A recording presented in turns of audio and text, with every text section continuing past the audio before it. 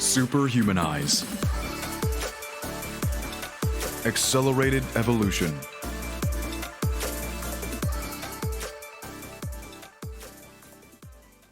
Welcome to another episode of Superhumanize, where we venture into the realms of spirituality, consciousness, and human evolution. Today, I am incredibly thrilled to welcome Ryan James, a transformative thought leader whose work integrates ancient wisdom with modern practices to foster global transformation and spiritual purpose. Ryan, or Ra for short, is a regenerative systems change trailblazer, shifting business, worldview, and mindset to embody the changes that the future is requiring of us by transcending the trapped conditionings of business as usual altogether. He brings together various disciplines, including linguistics, animism and kinship, ecological economics, neuroscience, evolutionary biology, and traditional indigenous knowledge systems to orient us with post-anthropocentric approaches to systems change, business, and law. Ryan's journey is truly inspiring. As the founder of Sixth Sun Immersions, he co-creates with a collective of elders and thought leaders to inspire heart-centered leadership and service to Earth. Through Rebiz, he offers courses that challenge conventional worldviews and promote sustainable futures. And with Repurpose Law, he is revolutionizing the legal profession by incorporating holistic, planet-friendly practices. Ron has dedicated his life to bridging the gap between indigenous knowledge and contemporary challenges. I first met him at the Aniwa gathering, where he was with his mentor, Kuma Ramsey, a renowned elder and spiritual leader from Hawaii. And this encounter set the stage for today's profound conversation. In this episode, we will explore the meaning of purpose, the integration of spiritual and material worlds, and the role of ancient wisdom in addressing modern challenges. Ra's insights are enlightening and also deeply transformative. Ryan, welcome to the Superhumanized podcast. I am so glad we get to reconnect here. Thank you for having me. Yeah, it's really beautiful to be able to reconnect. Absolutely. I'll give our audience a little bit of background. Ryan and I met a few weeks ago at an incredible gathering, the Aniwa gathering. It's a yearly gathering where an incredible array of different indigenous elders from all across the globe come together to share their stories, their history, their healing. I think the amount of elders was over 55. Incredible workshops, immersions, healing sessions. And you and I, we crossed paths, and I just felt immediately drawn to your beingness. We had some conversations, and you were also there with one of the elders that you have been learning from, being with for many years, Kuma Ramsey. And we just connected, started talking, and out of this came the idea and learning about all the incredible offerings that you put forth into this world, Ryan, which I mentioned in the introduction, that I need to share more about this human being on my podcast. And so here we are. Here we are. And so what I would really we had conversations, I could talk for hours with you. Something that really fascinated me on a individual personal level, but also because it is so universal, is a topic you picked up in your TED Talk, Ryan. And that was something that is a big question mark or a quest for so many of us. And that is purpose. And your perspective on purpose differs slightly from that what many of us are told or taught.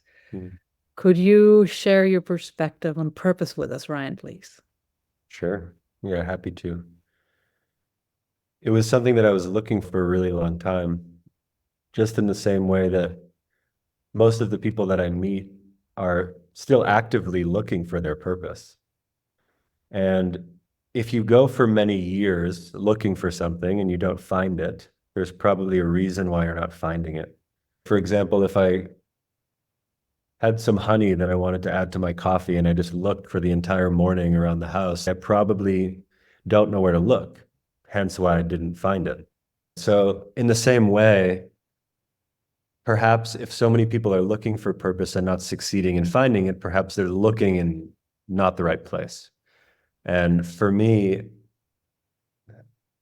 I started traveling when I was 20 years old. I moved to Hong Kong to study Chinese philosophy. And with this orientation towards the recognition that whatever I was being taught in school and whatever the models of reality that I had been shared as I grew up, there's something that still wasn't reaching the deepest part of myself. So I wanted to go and find something to do that. And I traveled for a very long time, for about 13 years. And only when I went to Nepal and then to India and a couple other places later did I truly recognize that the reason why I wasn't finding my purpose is because I was looking outside of myself. Because I was attempting to connect a task with who I was. When, as we know, we're called human beings, right? We're not called human doings. So within this construct, I recognized that, of course, I couldn't find my purpose if I was looking outside of myself, because I am purpose already. Life is also purpose already, me as a derivation of life.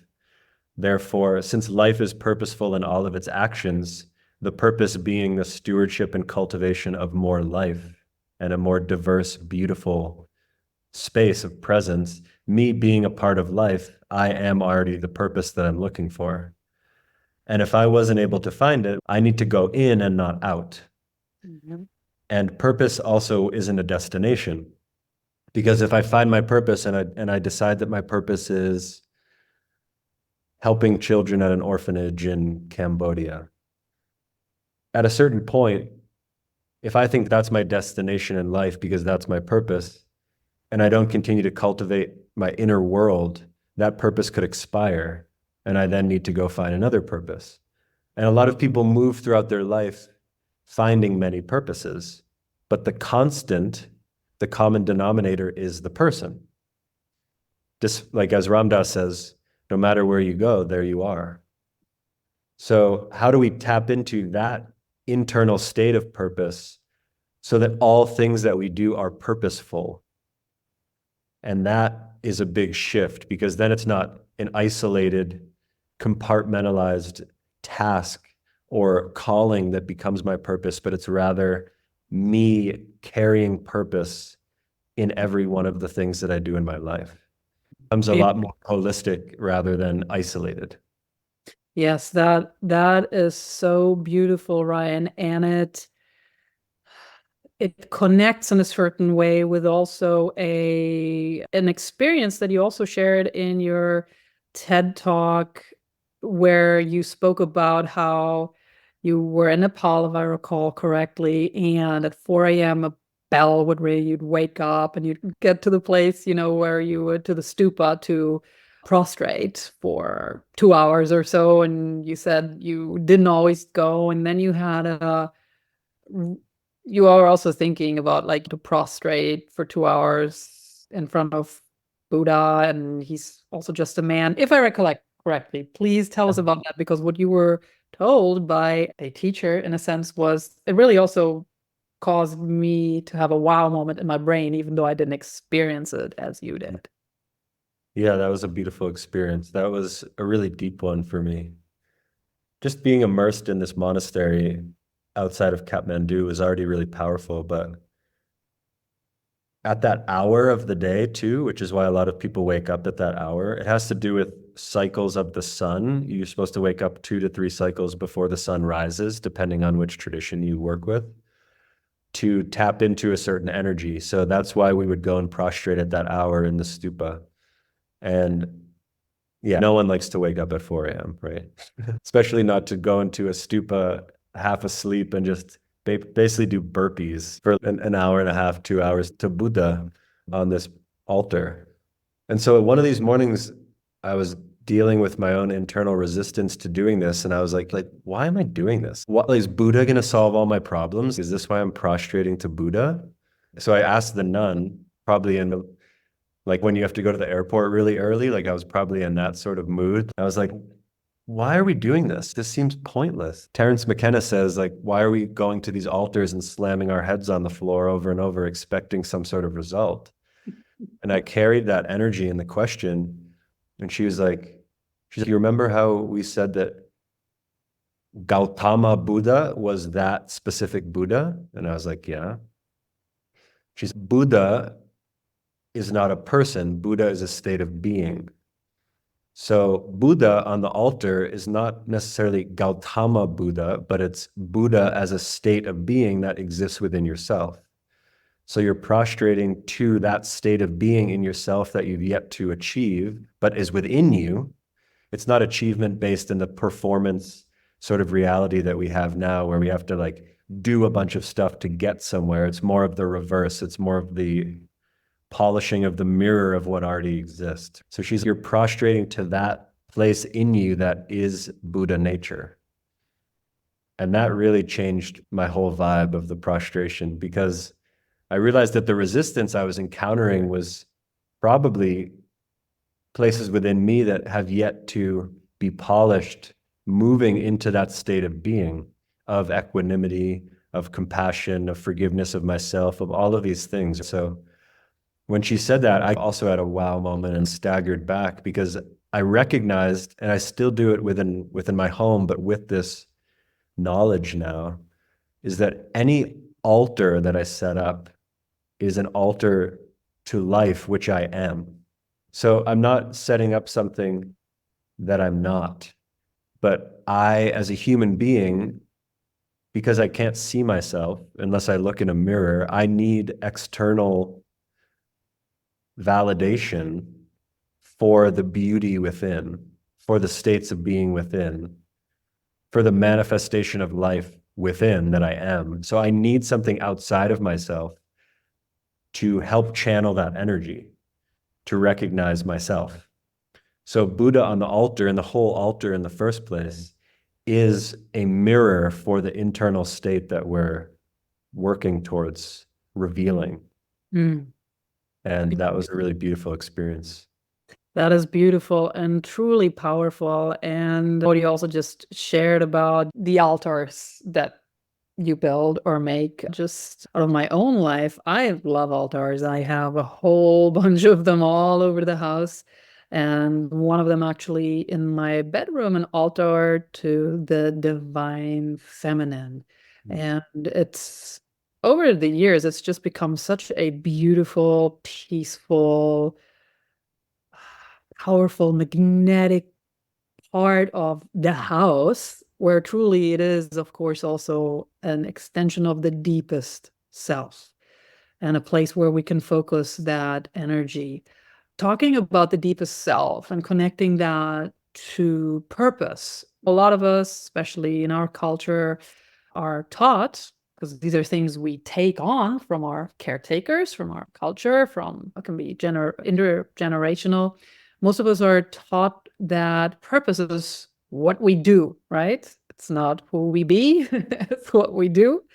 And what we do is also defined by how and by whom we have been raised. So you may think your purpose is to become a lawyer. Your father and your grandfather were a lawyer or a doctor. Or your purpose is to always be docile and kind, never speak up, make everybody else comfortable. So it could be achievements in the material realm, or also certain ways of how you do life, how you do yourself. Most of us are never asked. Most of us are never sat down. I certainly haven't been when we're children and asked by somebody who loves us, what is your soul's deepest desire? What makes your heart sing? And if we don't really know, we're not taught how to go on this path of exploration and of curiosity. Curiosity is also something you speak about in your TED Talk. And having said, parents, of course, in most cases, want what they think is best for their children. And the key here is what they think is best. And of course, what they think comes from however their worldview was shaped. And most often, it was not shaped by some kind of deep wisdom. Most often, it was shaped by a deep disconnection from self with a capital S, disconnection from nature, which of course we are part of, we're not separate from. And when we get raised by disconnected, wounded adults who themselves have been raised by wounded adults who never had the opportunity, never had the knowledge nor the wisdom to heal, then we often end up just running around with a bunch of wounds. And at this point, I'm still mending a bunch of mine, but it's okay. I'm okay with that. It's part of the journey. But to go back to this purpose, which is connected to just what really resonates in what your beingness resonates, broadcasts out to the world once you've uncovered it. I remember I was deeply passionate always about storytelling. I was deeply passionate always about what motivates human beings as at their core, as well as where do we come from, where are we going from? And in the context of the world as I knew it back then as a young adult, that led me to want to study literature, religion. I'm not religious at all, but I'm interested in it. Philosophy. And then I was basically told, no, that's how you're going to earn money or a living with that. Study law. I compromised on political sciences. And just in my adult years, I found back to what I love, which is storytelling, looking into the big questions. And you said that you can't find purpose. I love that so much. It's uncovering, it's remembering, putting back together, right? What already is, it's creating. And that's very different from go seek. Yeah. Yeah. One of my teachers in India, and I'm going to do my Indian accent here. He said, Ryan, you are a seeker, correct? I'm like, I'm seeking for some things. It's like so many people coming to me, they all tell me they are seekers. But I ask them, are they ever finding anything? Or are they always seeking? Because I am a finder. I am not a seeker. And it's like, how long can you seek before you find something? Or in the definition of healing, people are like, I'm going to always be healing. You just want to be healing forever? Do you want to ever reach a state of wholeness where you don't have to continue to heal? Because if you do, because the word healing etymologically comes from the root that means reclaiming wholeness. So how do we do that? Is wholeness if I have a perfect house and a perfect job, am I whole? Which is why all of this work comes inside, as you were saying. So yeah, this curiosity and this deep-seated recognition that why we are here, who we are and where we are, is the most important thing to reclaiming our purpose. And similar to what you said, what makes your heart sing, right? I was with a Lakota elder in Kauai a few years ago. His name is Milo. And he asked me, you see those birds in the morning that sing their songs?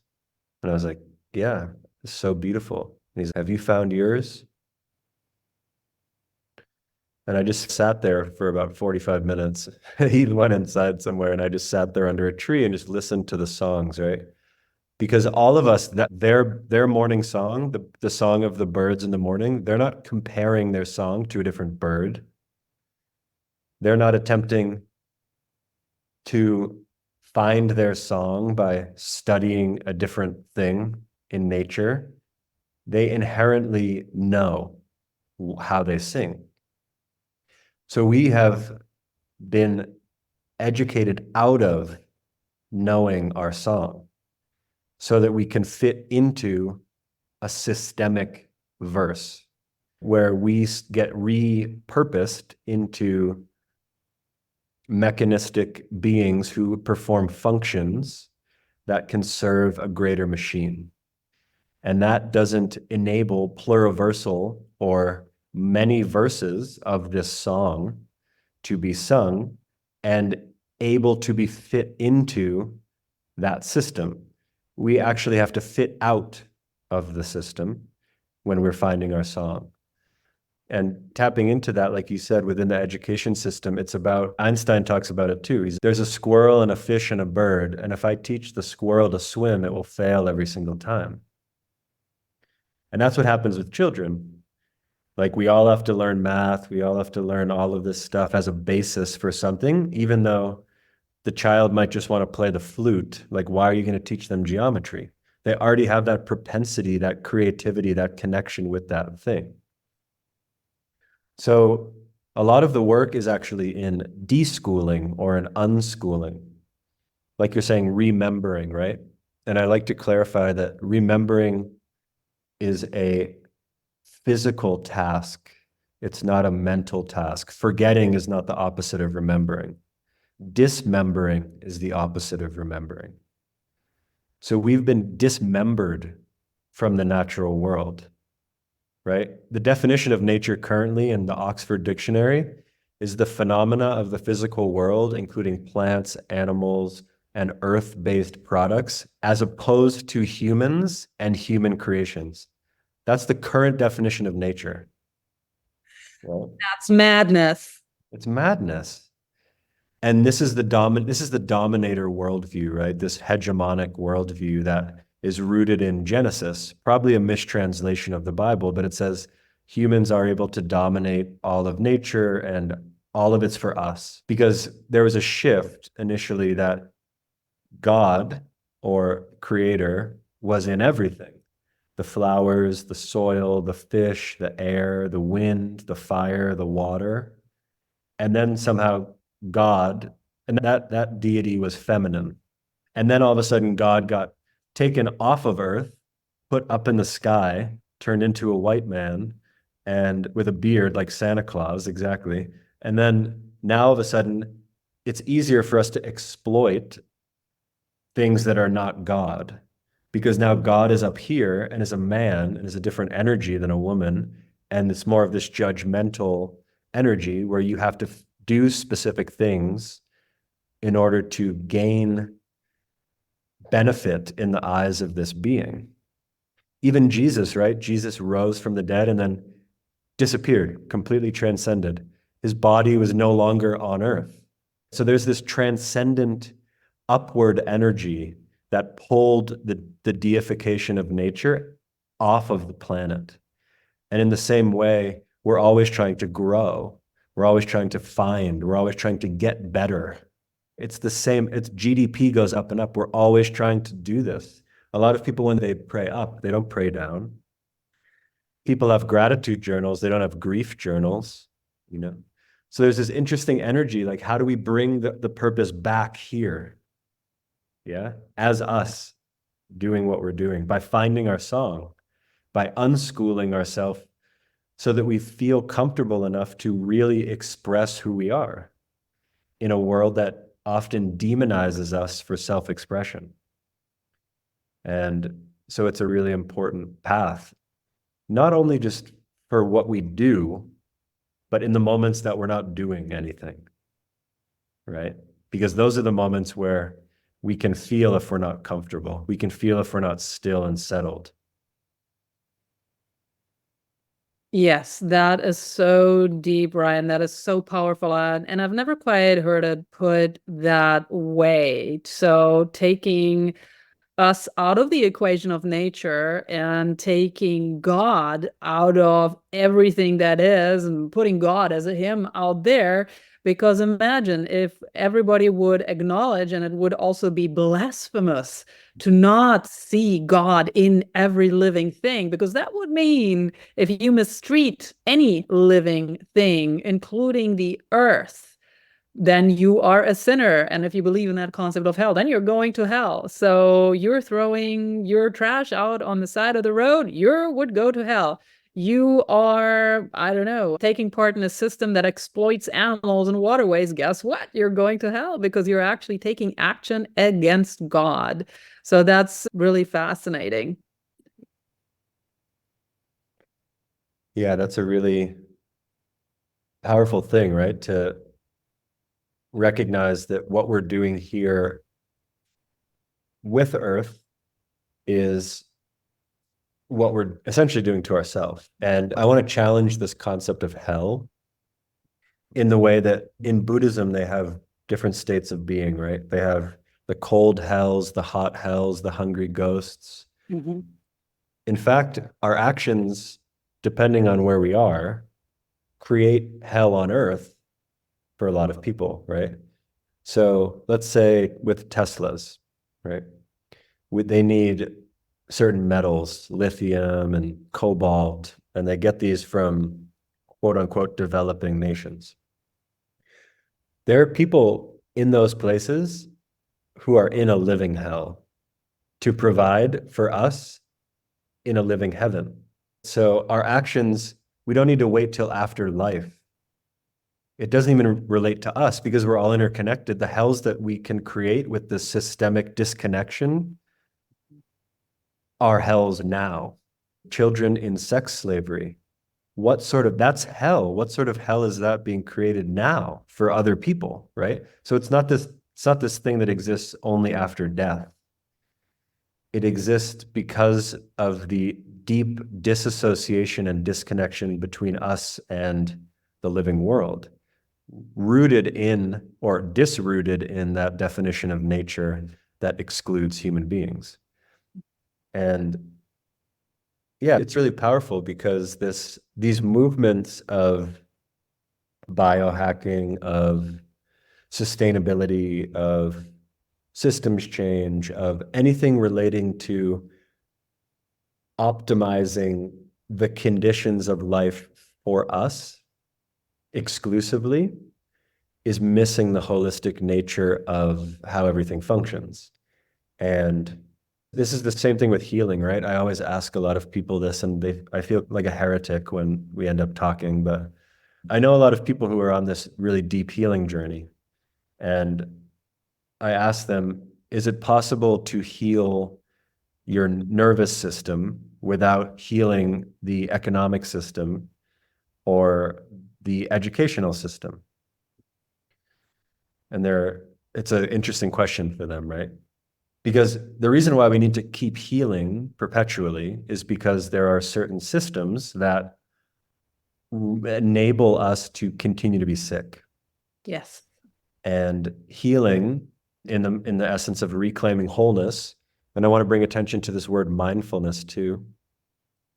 The word mindfulness has been decontextualized to be an individual achievement or process. I want to achieve mindfulness for me so that I can be more productive, so that I can be more lucid and clear with my thoughts, so I don't have to be pulled into the past and create suffering for myself. But mindfulness was never an individual task. It meant, how do you tap into the full mind?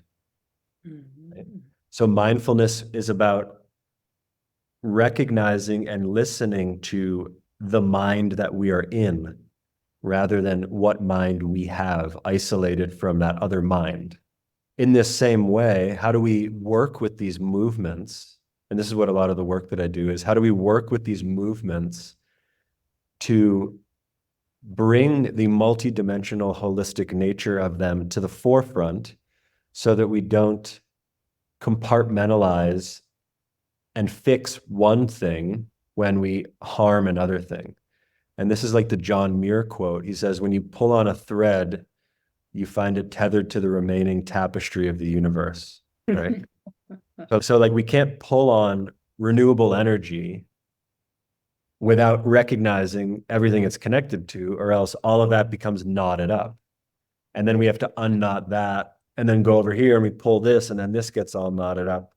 We have to recognize the interconnection and the holistic nature of everything and work in that realm. Yes. And that's where we'll really start to make progress that's not rooted in destruction.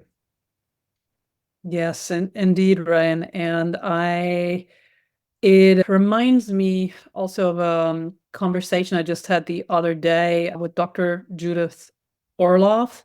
She's a renowned psychiatrist. She also guests on this podcast, multi-New York Times bestseller. And she specializes in working with empaths and intuitives. She herself is one. And recently she posted online how, it's interesting how when she is in California, I believe one of her homes is, that she doesn't really like to leave the house, to go out in this urban environment because it's overwhelming. Whereas when she goes to Maine, where she grew up, it's easy. She's outside all of the time.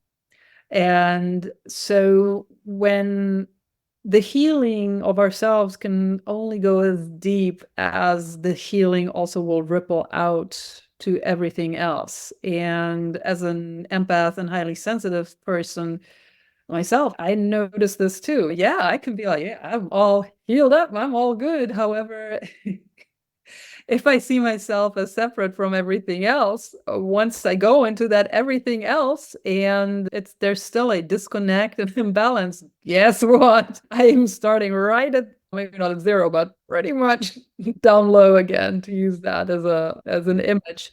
And it's so interesting, a lot of the work that you do. I love your holistic aspect, and you work with incredible elders. You actually have a quote on one of your websites, the Sixth Sun, which is one of your endeavors I would like for you to tell us more about. I'd like to read that quote because I loved it.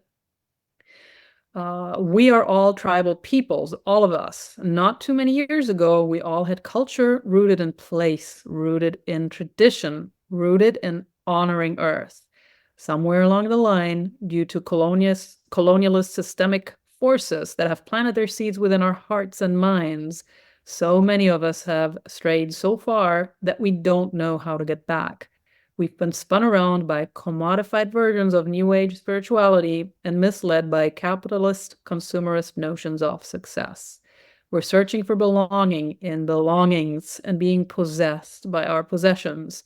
We're being told we're supposed to transcend when really the route is to descend, to return to the soil of our souls with Earth as our guide.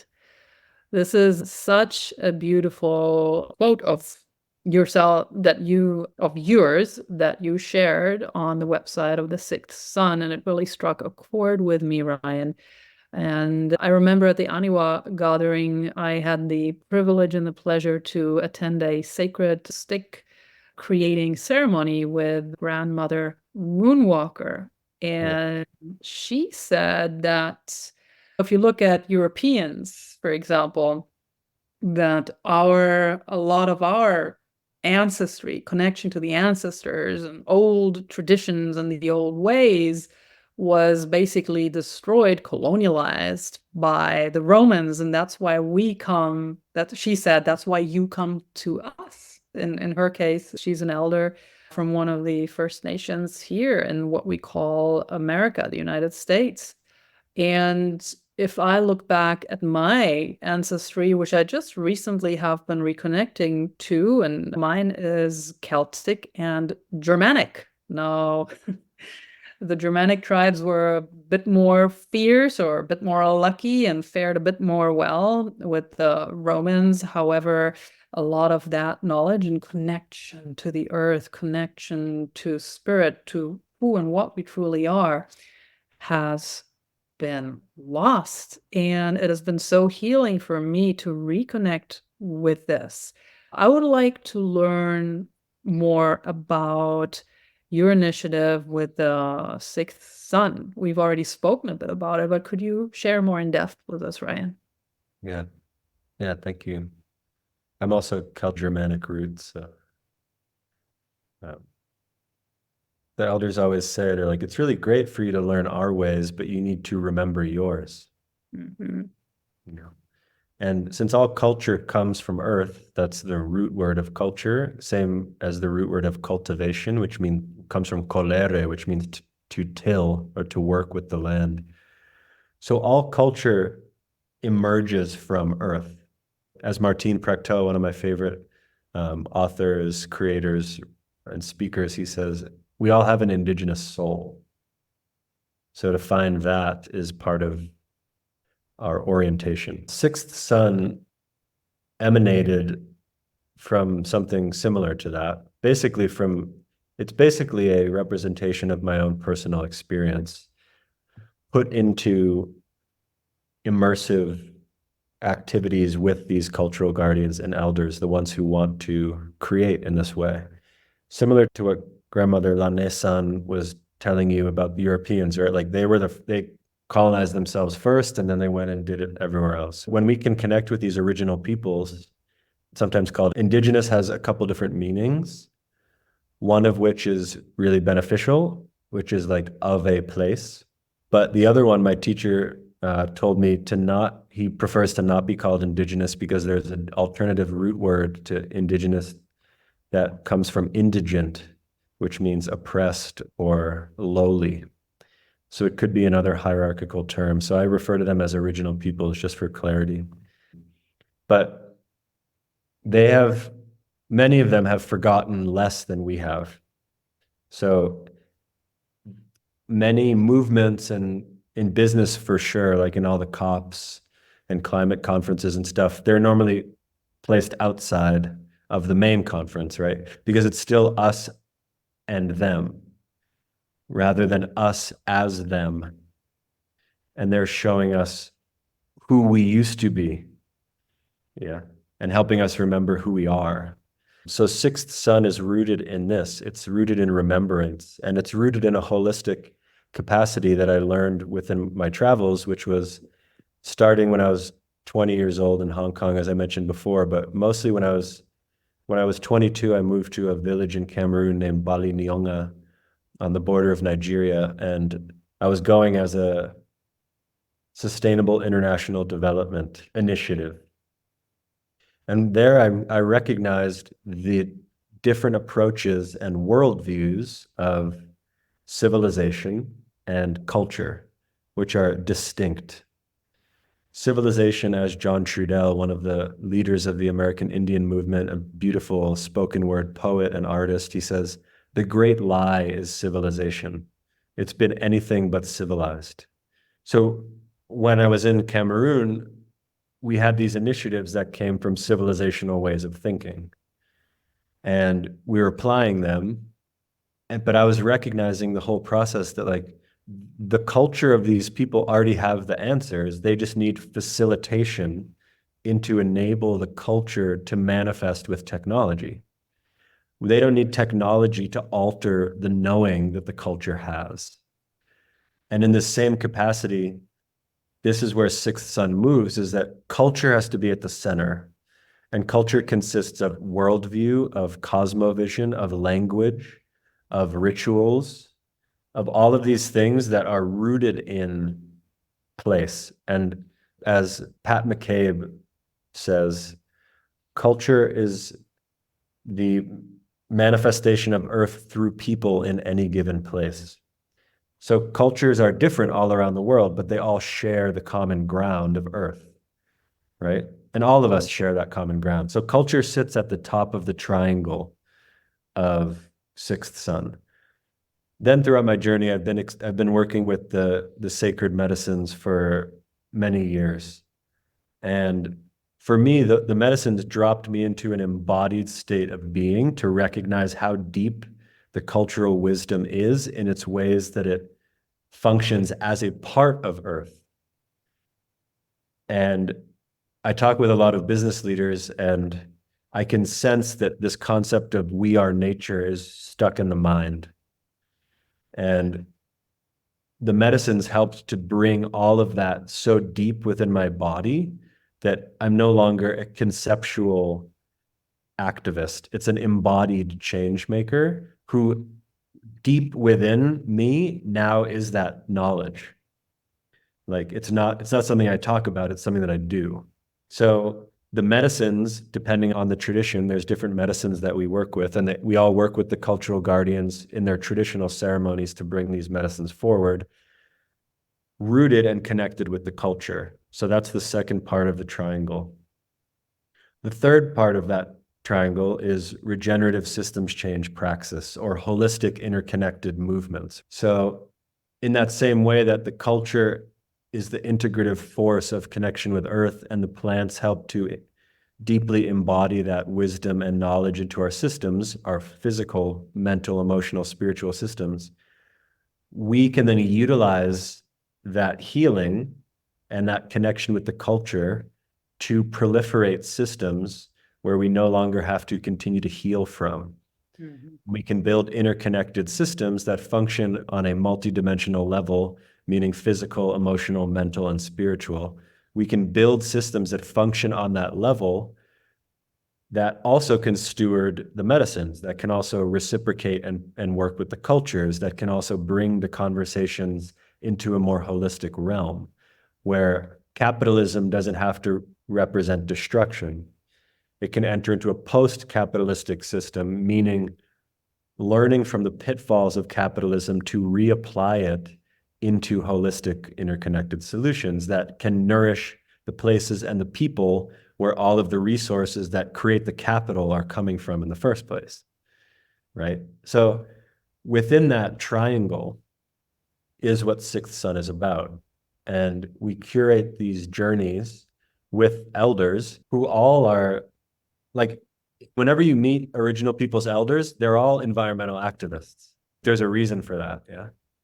And the reason is because the culture is the environment. The environment is the culture. And they never will create and build things that harm the earth. Because as Vandana Shiva says, it's not an investment if it destroys the earth. It's not progress if it's stealing the future, right? How do we embrace this holistic methodology of learning, including with the wisdom of these plants and the wisdom of these cultures, to bring our own healing into an interconnected state of healing for the systems and all of the ones that interact with each other, the nervous system, our educational system, our food system, our health system, the economic system, the environmental system, you name it. All of these are interconnected, yeah? So working in this way, we step into what the sixth sun is. The sixth sun is a time period cosmologically known by a lot of the Mesoamerican, and that's a very generalized term, but the Mesoamerican cultures, specifically the Mexica with the Tonalpoali and the Otomi Toltec people and the Mayan people, mostly with the Kikche people who are the timekeepers. And you've heard of the Tzolkin, which is the Mayan calendar. It's also known as the Tzolk'in, but kin means day and Tzol means the count. So it's the day, it's the counting of the days, right? But the days spiral up into bigger cycles. And the suns are 25,000 to 26,000 year cycles. So we've just entered into a new 26,000 year cycle, 26,000 years.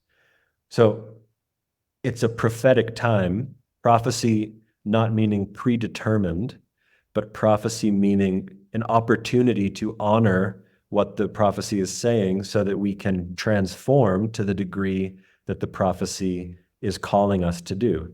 And the prophecy is there because if we do transform, really beautiful. If we don't, you end up in the part of the prophecy you don't like. So it gives us an option, yeah? It gives us an opportunity, which is why climate change and ecological destruction and social and political inequalities and turbulence, these are all opportunities for us to wake up and transform. And they're shaking us awake. As one of my teachers would say, she always would tell me, I'm just here to dance the sacred dream awake. And that's what these times are calling us to do, because they're shaking us. Are you going to wake up? Yes, and they're shaking us and as an invitation to move from dissonance into resonance. And I love the way you just put these prophecies are opportunities. This is not a written in stone. Now everything is, all the SHIT is gonna hit the fan. No, there's nothing you can do. No. I feel very strongly about how this is also tied to awakening, waking up, how this is tied to energetically shifting And when I hear about something that when I first receive it may sound awful or disconcerting, I have now learned how to reframe this. No, this is an opportunity. Or when I get when I have start, I at times have dreams where I can see things potentially transpiring, and in the past they often have, and where I've now learned, no, this is only when I actually align with or attach to that possibility. It's just showing me a potentiality based on where I am right now. And if I continue in this energetic pattern, this is a likely outcome, what I've dreamed. However, if I recognize it, if I recognize this, and if I can shift into a different type of energy or vibration, then I actually will line up with one of the other infinite possibilities out there. So that's why I really like what you just said here about the prophecies and the dancing or singing or whatever awake to. It's in a sense also an energetic shift that is called for. It's not just doing certain things in this physical realms. It's literally shifting how we vibrate. It's shifting our energies. And yes, please. No, yeah, I'm just agreeing with you. And that's why I've said the word multidimensional a couple times, right? Because I'll give it a slight example. So a lot of the considered in the consensus reality advanced climate technologies, why they're not succeeding. Because they're working specifically on the physical realm, right? Like you're saying, this energetic shift. Another word for energy often is spirituality. Another word we could say is invisible, meaning we don't see often. Maybe with these ceremonies, you can get a glimpse into the quantum realms and how they buzz around and stuff, but normally we don't witness those realms. And I want to share a brief story about how I recognize this within my own physical body. Is, as I was mentioning to you a little bit earlier, I had this injury of a subluxed SCL joint, which is the joint that like connects to the clavicle. And I had injured it when I was 20 something years old, and I would be trying to surf and sometimes it would pop out or these different things would happen. And one doctor was like, I'm gonna have to cut your neck open and perform surgery. I was like, I'm good, thank you. A chiropractor's, if you only came to me 6 years ago, I could have fixed you. Okay. And then this other person with the acupuncture, they're like, it's just too much scar tissue. Like, you're just going to have this forever. Everyone just kept saying you're going to have this forever. And I was just like, I can't believe that at all. And one of my teachers led me to a guardian in Mexico. And I went to him and he asked me to strip off all my clothes and lay on this bed. And I did that, and he started to work with the tobacco smoke over my body. And it stuck right over my shoulder and right over my head. And he like scanned my body, and then he took his hand and reached straight into my solar plexus. And I was like spasming because I couldn't breathe really. He's like in there. And after about 30 seconds or so, he pulls his hand out and he's all good. I was like, what do you mean all good? And he's, oh, there was just some stuck sadness in there. You're good now. And I was like, wow, that was intense. And I felt my joint and it was reset in my neck. So the bone that had been dislocated sublux for 13 years that every physically applied doctor said could never be fixed was fixed by an energetic shift. The bone literally reset. And in that moment, as I digested that experience, what it showed me within my actual experience was that my physical realm was deliberately altered by an energetic shift. Mm-hmm. And that has informed so much of my understanding or comprehension of this work, is that we can't solve problems on the physical realm exclusively on the physical realm. This is why a lot of this true systems change work is shamanic work, because it functions on a different level. Like one of the main things, not one of the main things, one of many things that we focus on within the work is grief. Some teachers say that what we're witnessing on this physical realm is unprocessed grief. Yeah. All this turbulence and inequality and harm, because we haven't processed that stuff. It's stagnating, right? And even in the Elizabeth Kubler-Ross's 5 stages of grief, there's anger, denial, bargaining, depression, and acceptance. These were stages that she documented with terminally ill patients when she was working in Switzerland, I think in the 60s, 70s. She wrote her book on death and dying. And we can see those manifestations out in the world. There's extreme anger, there's extreme depression, there's denial, there's bargaining, which is all these green growth sort of disassociated processes that are attempting to, if maybe I call my product organic and I only spray 30% of the pesticides, then whatever these bargains are that we're attempting to do. And then the only place you can act from of clarity is acceptance, right? So how do we start to work with these non-physical realms to alter what's happening on the physical plane? And if we can do that, then we actually start a holistic process, right? And from that, more processes of holistic nature will come, which moves into the regenerative work, right? And because regenerative, we know that's in our body too. There's regenerative medicine, right? There's things, mental health, that help to regenerate your state of being. For me, you can't optimize your body and your mind in isolation from the natural world. So all of these have to be regenerative in the first place, or else they're really not, right? Then there's the emotions, and then there's the spiritual.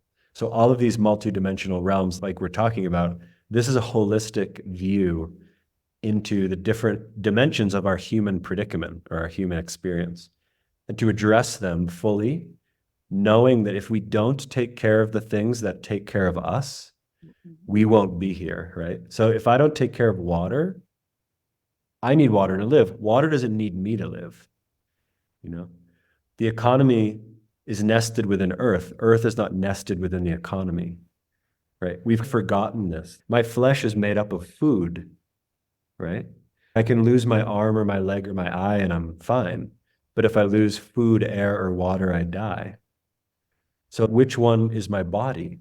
We'll talk about true embodiment. First, we have to start here, but then we recognize what is our body. Yes. You know, we recognize the trees are our lungs. We recognize the rivers are this blood, yeah? So there's different levels to interact with this work at, and there's ways to pop in and out depending on where people are. Mm-hmm. But for me, it must address all of these dimensions, or it's falling short of the capacity that will enable our evolution as a species, as well as stewarding all of life. Yes, and I agree with you with all of my heart, Ryan. That's why for me, for example, I am so passionate about supporting people when they ask for the support of how they can feel more balanced, reconnect with the wholeness that is already inside of them.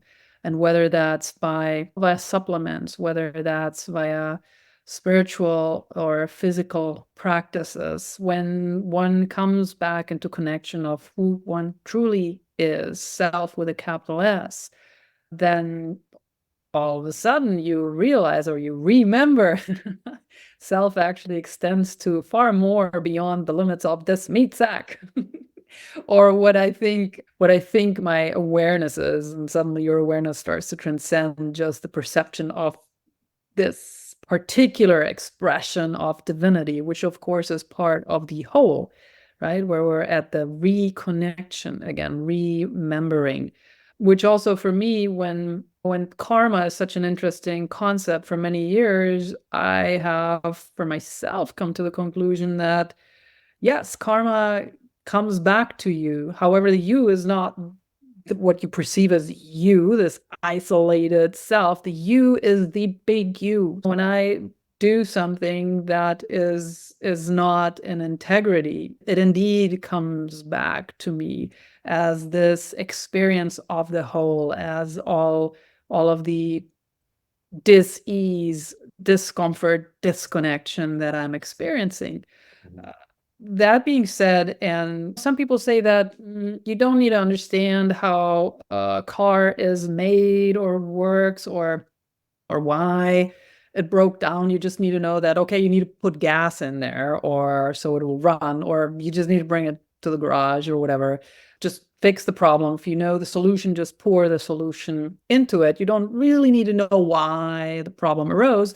However, I find that for myself, it aids me not only in understanding better, but also anchoring better the shift. You have learned from a lot of different original people, as you say. I like that term. It's beautiful. Elders. And there's, of course, these cultural cosmovisions that you spoke about. There's also the different creation myths, which there's such commonality in them if you really look deep. What have you learned along your journey? Where does what's the origin of this dis-ease, of this disconnection that we're now witnessing? Where does it come from? Separation is a common way to frame it. Mm-hmm. But separation from what? We've talked about a lot of this today, right? Mm-hmm. So there's a big difference between individuality and uniqueness. Individuality does not exist. We can't possibly be an individual. Who taught me how to talk? There's this claim, I'm a self-made entrepreneur. No, who gave birth to you? You're not self-made. Who fed you your whole life? You know? So the individuality is a multi-generational trauma.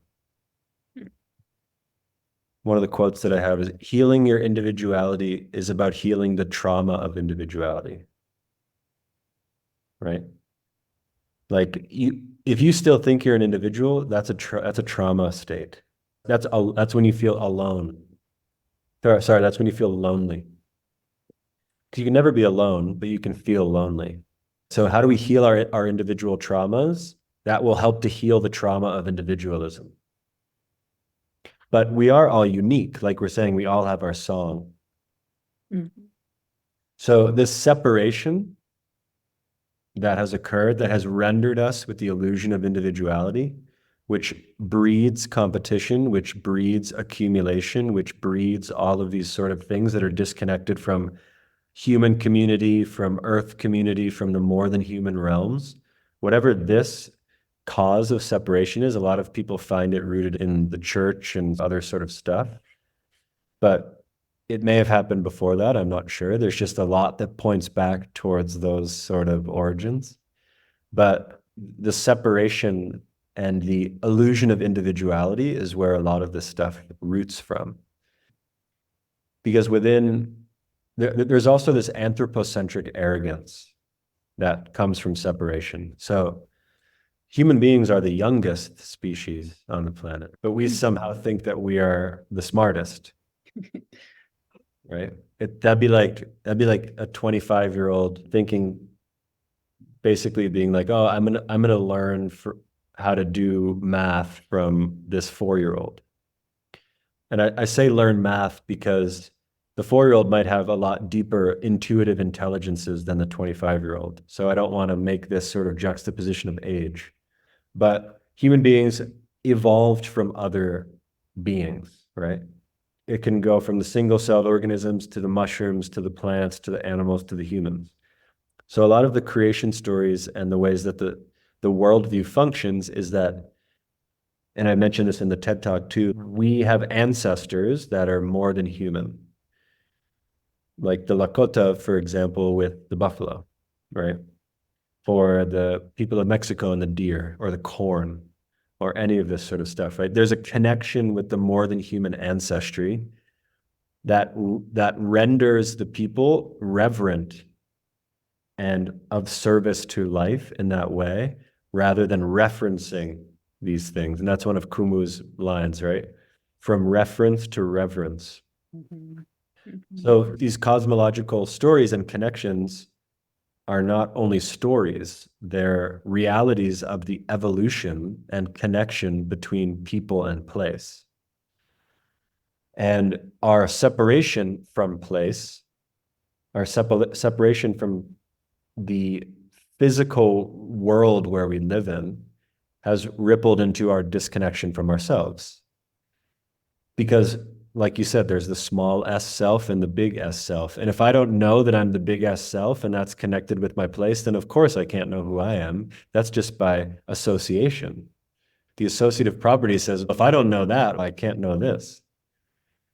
So this individualism, this separation, they're all mechanisms of the same thing. And this is why narcissism is a manufactured quality in the existing system, is because it's breeding individuality isolated from context. Everyone's handing out a bunch of content, but it's not rooted in context. And this dissociative property, as Bayo Akomolafe says, a really amazing philosopher, he says, the result of this system, this colonial system, the end result of it is complete disassociation. And that's what we can see, right? Like, people can be on their phones as the plants in their house die. We're like talking about something on our computers and their cities are filled with pollution. So there's these two worlds that are emerging based upon either an associated reality with life or a disassociated reality with life. And that's a really big split that's happening now. And the antidote or the remedy to this, if disassociation is the end aim of this colonial system, then reassociation or remembering, connected with the physical, with earth, with all of these things, is the antidote. And that was what I was thinking the other day too, as I was in the ceremony. It's, of course, mental health crises are on the rise when people are getting further and further from nature, of course. Because like my mind and my being is the thing that I'm separating from continuously. So there's no way that I can heal the more that I'd get disconnected from nature.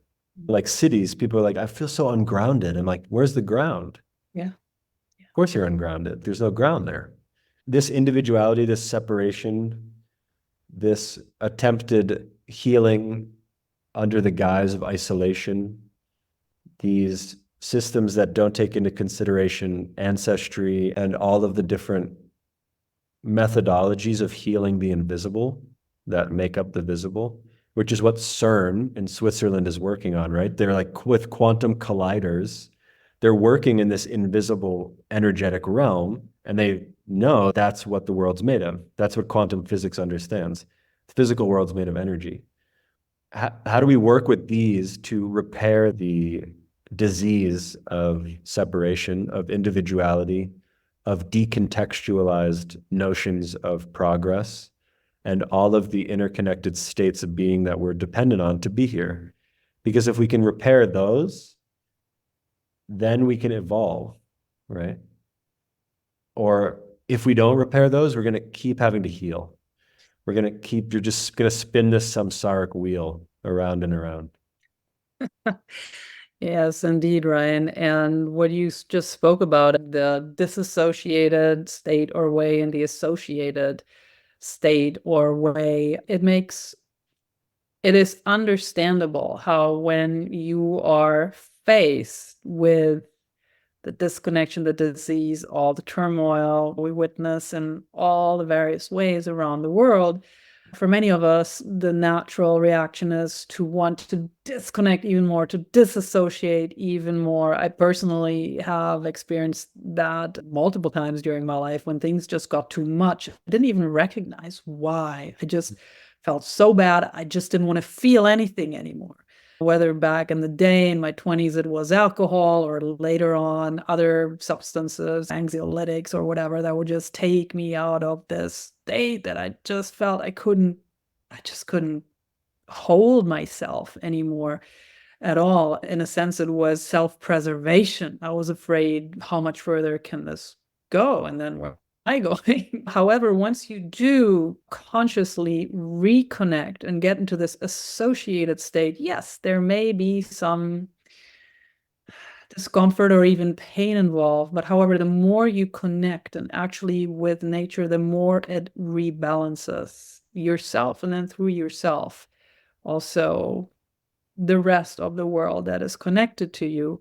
And something really important you just mentioned, where different peoples they come from or connected with different ancestors, also non-human, the buffalo, like the Lakota, or the corn with the peoples in what we now call Mexico.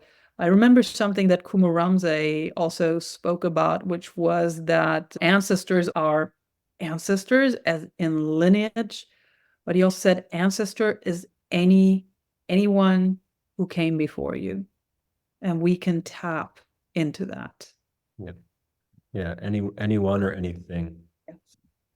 And yeah, there's lineage, as he also mentioned, there's blood, familial lineage, and then there's spiritual lineage. So there's two different lineages too. Talking about all these shifts and reconnecting, we're at a time right now, as we talked about before as well, it's a prophetic time in a sense. And I feel we're all called to step into being leaders, each in our own specialized way. And it's very different from this top to bottom leadership models, which I personally think are broken, that we've been shown for most of our lives. It's peer-to-peer leadership. And when we talk about leadership, it transcends mere management or operational skills or whatever you need. Let's say if you are working a certain profession, it also encompasses a deep sense of spiritual vision and also responsibility, and being able to lead from the heart, embodying principles of compassion, integrity, and interconnectedness. You actually emphasize heart-centered leadership and leadership in a holistic way. And I'd like to learn more about the offerings you have for the world to support this type of leadership, and also what kind of spiritual qualities you believe are the most effective ones for today's world, and also the transitioning times, the transition we're going through. Thank you. Yeah, that's a good question.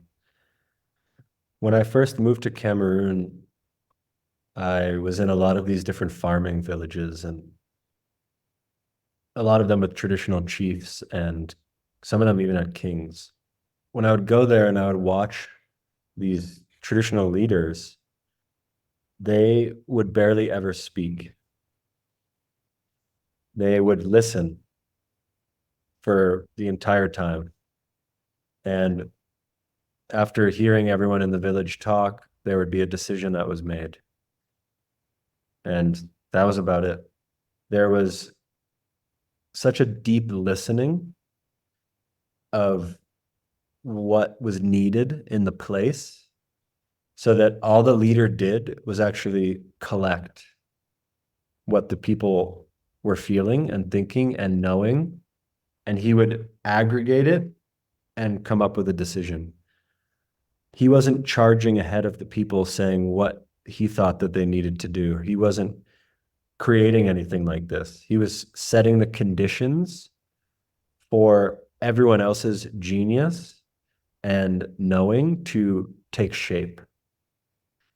And that, for me, represents a really important quality in leadership, is the ability to have the humility to listen, and not only listen to people, but to eventually be able to listen to what the earth is saying, especially around climate change. I was just giving a speech in Prague, and I asked this group of people who are working within climate tech and various other climate initiatives. I said, how many of you are trying to fight climate change?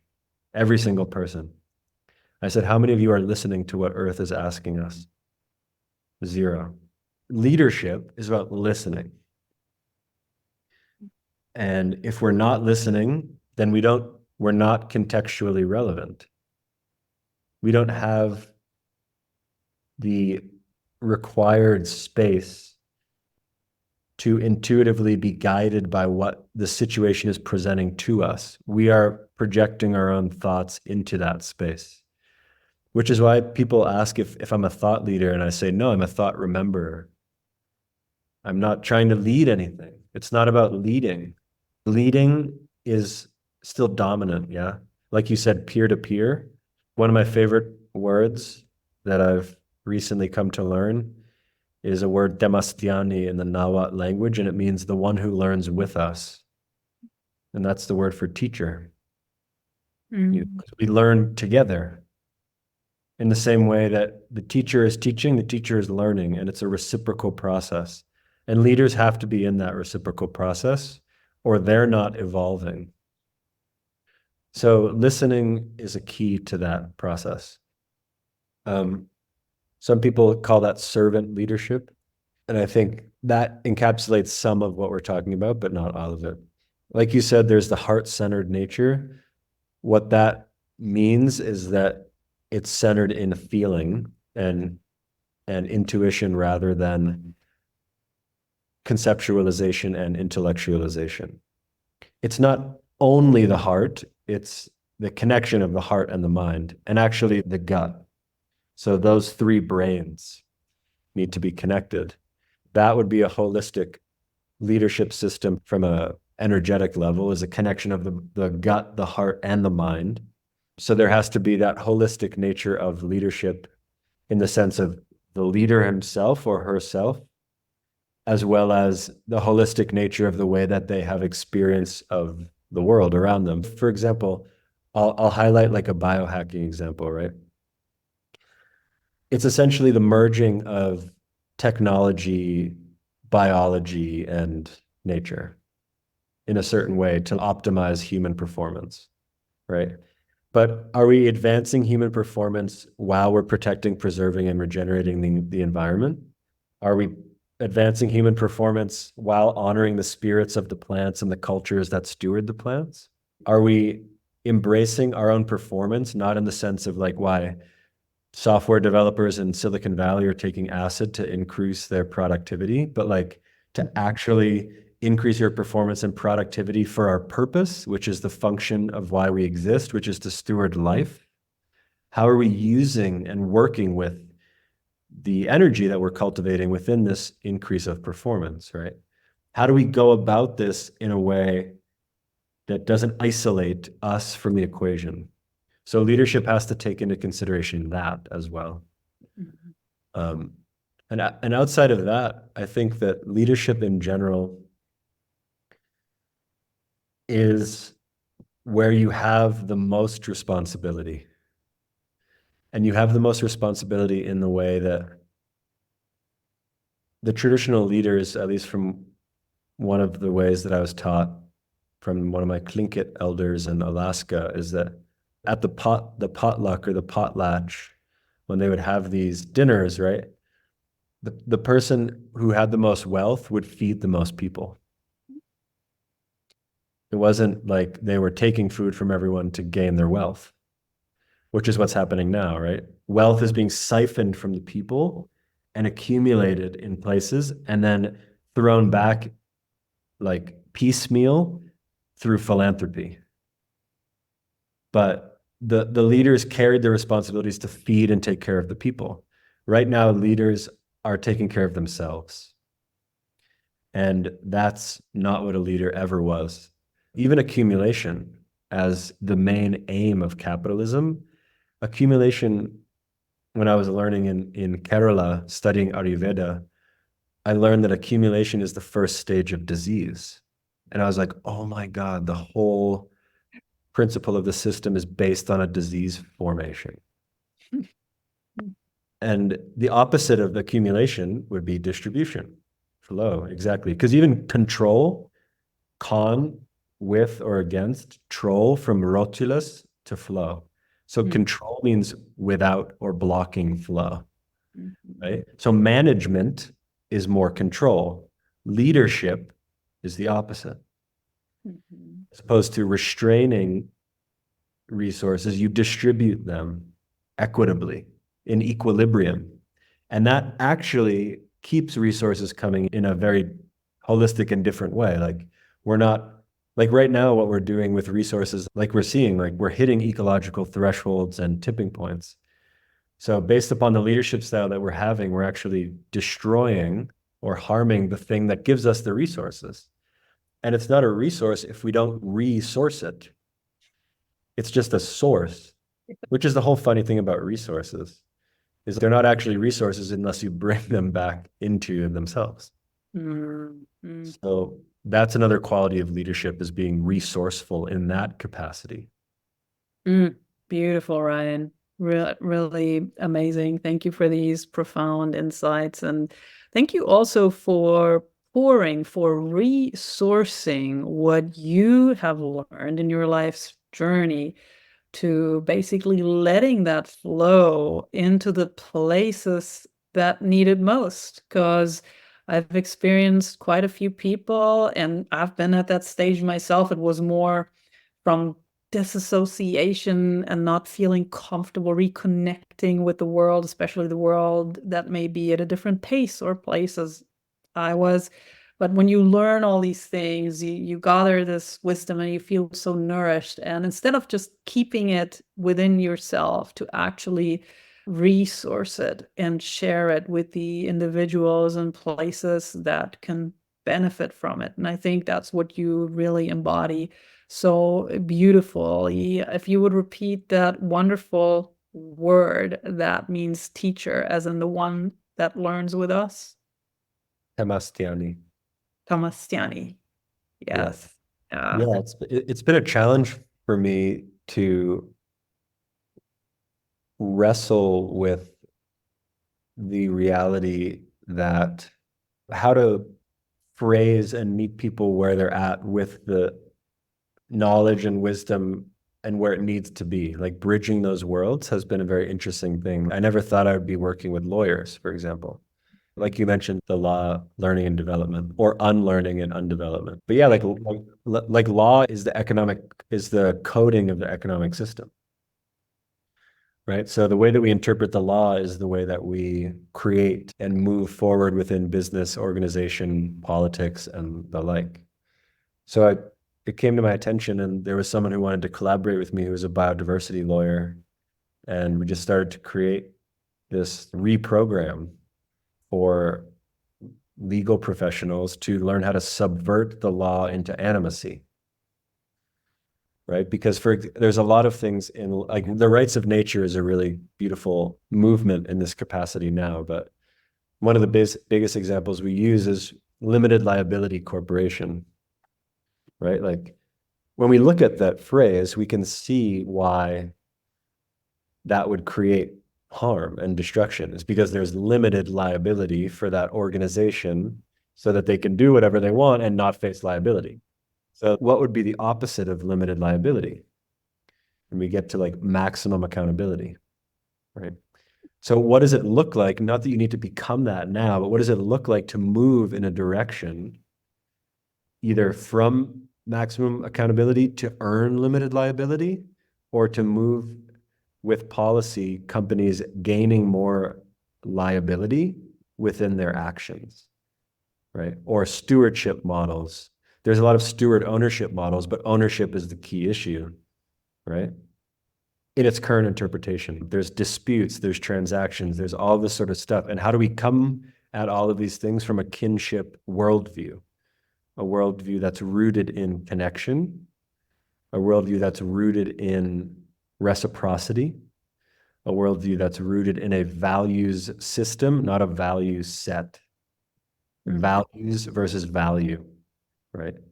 So we do this with lawyers, and then I also do this with global leaders all around the world within private sessions. We also host leadership immersions, and then we do this unschooling work through Rebiz, which is essentially an unschool that reconnects businesses with Earth, that works through understanding the capitalist system and how it functions with modern monetary theory and the ecological ceilings, and then moves through internal realms and then into the external systems change. So this inner-outer mirroring is really important in all of the work. And I also believe that leaders know that, like true leaders understand the inner and the outer mirror. So that if you don't like what you in the world, you don't punch the mirror. You look into yourself. Yes. Yes, for sure. And I will make sure to put all these different initiatives and offerings also into the show notes, Ryan. You have a few immersions coming up, also immersions with spiritual leaders, right? Isn't there something coming up with Kumu Ramsey soon? Yep, there's one with Kumu Ramsey in Oahu at the end of October, at the beginning of the Makahiki season, which is a time for reaping what you've sowed, a time of refocusing your energy for the upcoming year, a time of gathering. Like traditionally, this is when you would gather the crops and everything. Yeah. So there's context in the way that we're hosting the immersion, and he'll be leading it and I'll be supporting. And then we also have one, that immersion is called Makali'i Rising, because Makahiki, that season coincides with Makali'i, which is the Pleiades. And when the Pleiades rises in the sky in a certain time, it's connected with that season. There's a whole lot of other stuff connected with Makali'i. And then there's one in Mexico called Mestli Xitlico, which is the origin of the name of Mexico.